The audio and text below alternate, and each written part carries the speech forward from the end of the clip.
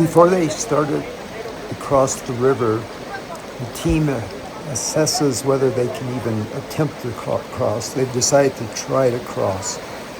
They have a good entry point, and they've identified an exit point on the other side. For this exercise or practice, they're only going to go part way out and then come back. You notice the front person has a large stick. They're going to have it on their shoulder, lean into it, so the current doesn't move them around. That front person is a very large and strong person, 6'2", weighs about 185 to 190 pounds, and they're not going to move. The people behind that front person, and this is why it's called the eddy method, are protected from the current and the push by the front person. You will notice the first person in a few minutes as they get out further in the stream, how the current is really pushing up against their body. That last person, the fourth person in the back, there's very little water rising up on their legs. They become more evident here in a little bit. They hang on tightly to the person's pack. You'll notice that the packs, the buckles around the waist and the chest are undone, so that if they did take a tumble, if they did fall for some reason, they can get out of their pack rather quickly. If that happens, they will be in what's called the rescue swing position, facing downstream on their back. That way they can use their feet to protect themselves from any rocks or trees. And deadfall, trees coming across, are quite scary for people doing the rescue swim because there's the potential to be sucked under the tree. That's something you want to avoid by using the backstroke method. If you're in deep enough water, you can turn over on your stomach and swim. You don't want to try to stand up because of the danger of foot entrapment, and then the current pushing you over underwater and your leg or foot is trapped.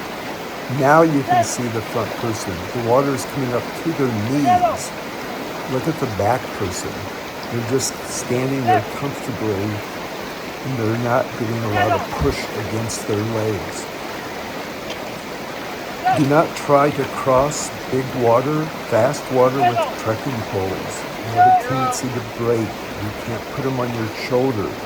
That can be a very dangerous place to have trekking poles break when you're out in the middle of a powerful stream or river.